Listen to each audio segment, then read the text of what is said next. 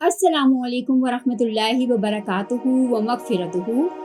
प्यारे बच्चों, आज 18वां रोज़ा है और हम अपनी नशिस्त का आगाज़ करते हैं क्विज से। सवाल नंबर 1 है, जो बड़ों की इज्जत नहीं करता और छोटों से शफकत से पेश नहीं आता, उसके लिए प्यारे नबी सल्लल्लाहु अलैहि वसल्लम ने क्या फरमाया है। सवाल नंबर 2, अगर कोई जवान किसी शख्स की सिर्फ इसलिए इज्जत व तकरीम करता है कि वो उम्र रसीदा है, तो अल्लाह ताला उसे क्या इनाम देते हैं। सवाल नंबर 4, लफ्ज़ जिहाद के क्या माने हैं। सवाल नंबर 5, जहाद असगर यानी छोटा जहाद क्या है और जहाद अकबर यानी बड़ा जहाद क्या है। सवाल नंबर 6, जहाद बिल कल्ब की कोई मिसाल दीजिए। सवाल नंबर 7, क्या ऐसा शख्स जिसने इशा की नमाज तो जमात से पढ़ी मगर तरावी अकेले पढ़ी, वितर में शामिल हो सकता है, यानी वितर की नमाज जमात से पढ़ सकता है। प्यारे बच्चों, आइए आज की अच्छी बात की तरफ। आज की अच्छी बात है कि हमें हमेशा सच बोलना चाहिए। प्यारे बच्चों, क्या आपको मालूम है कि आपके साथ हर वक्त फरिश्ते मौजूद होते हैं। 2 फरिश्ते तो वो हैं जिन्हें हम करामन कातिबीन के नाम से जानते हैं, जो हमारे अच्छे और बुरे अमाल हर वक्त लिखते रहते हैं। इनके अलावा भी मुख्तलिफ औकात में मुख्तलिफ फरिश्ते हमारी निगहबानी के लिए हमारे साथ होते हैं। हज़रत अब्दुल्ला बिन उमर से रिवायत है कि रसूल अकरम सल्लल्लाहु अलैहि वसल्लम ने फरमाया, जब बंदा झूठ बोलता है तो फरिश्ता उसके झूठ की बदबू की वजह से 1 मील दूर चला जाता है। प्यारे बच्चों, तसव्वुर कीजिए कि हमारे झूठ बोलने से फरिश्ते को कितनी तकलीफ होती है और उसको वो बदबू की वजह से दूर चले जाना पड़ता है।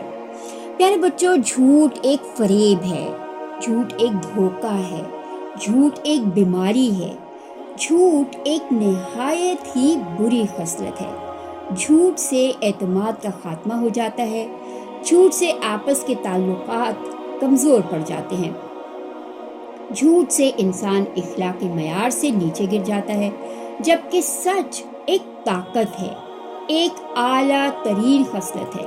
सच से इंसान को बुलंदी मिलती है, सच इंसान को मजबूत बना देता है, सच से आपस का एतमाद बहाल होता है। इसलिए जब इंसान सच को अपनाता है तो फितरी तौर पर उसके दिल से अल्लाह के सिवा तमाम लोगों का डर निकल जाता है। वो ये समझता है कि कोई देखे या ना देखे, अल्लाह ताला तो मुझे देख रहे हैं और मुझे उनके सामने जवाब देना है।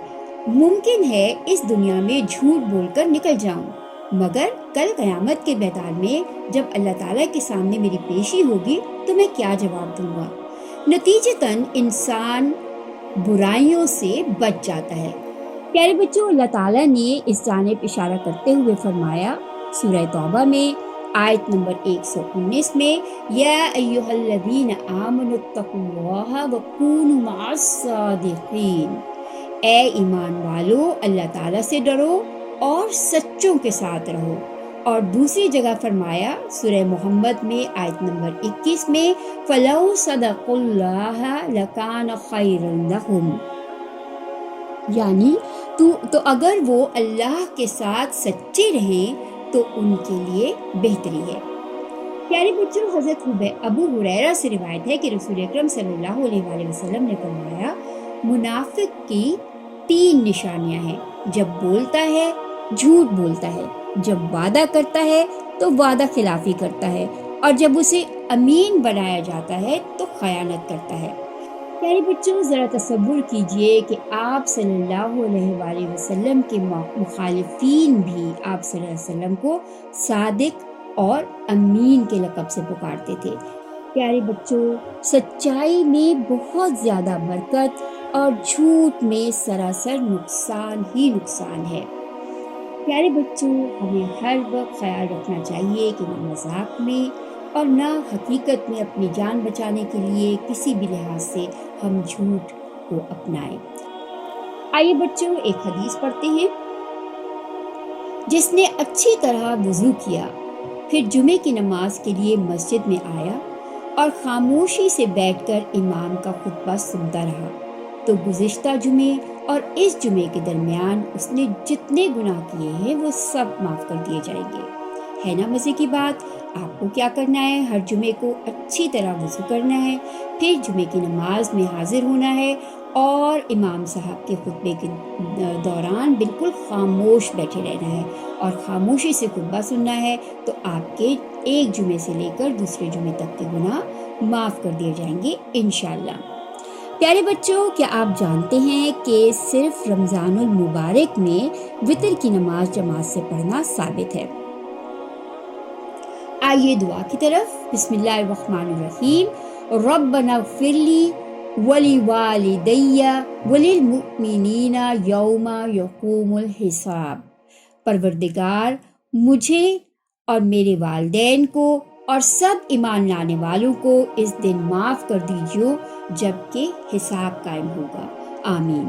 پیارے بچوں، کیا آپ نے غور کیا ہے کہ جو دعائیں ہمیں اللہ تعالیٰ اور اس کے نبی صلی اللہ علیہ وآلہ وسلم نے سکھائی ہیں، ان میں ہم آخرت کی خیر، اپنے اعمال کی فکر، اللہ کی رضا اور جنت طلب کرتے ہیں، ہمیں اخروی زندگی کی فکر نظر آتی ہے۔ پیارے بچوں، ہماری دعائیں ہماری سوچ کے زاویے کی نشاندہی کرتی ہیں، ہمیں بتاتی ہیں کہ ہمارے لیے کیا اہم ہے۔ پیارے بچوں، اپنی دعاؤں کا جائزہ لیجئے اور آخرت کی فکر اس میں شامل کیجئے۔ نبی کریم صلی اللہ علیہ وآلہ وسلم نے فرمایا، جوتے کا تسمہ ٹوٹ جائے تو اس کو بھی اللہ تعالیٰ سے طلب کرو۔ تو بچوں، دنیا کے حوالے سے دعا کی جا سکتی ہے، مگر ہماری دعائیں صرف دنیا ہی پر مرکوز نہ ہوں۔ پیارے بچوں، آئیے آج کے ہوم ورک کی طرف۔ آج آپ کو طاق راتوں میں کی جانے والی عبادت کی مختلف صورتوں اور ان کے لیے مختص وقت کا چارٹ بنانا ہے اور اپنے دوستوں میں تقسیم کرنا ہے۔ ٹھیک ہے بچوں؟ اللہ حافظ، کل ملیں گے نئی باتوں کے ساتھ۔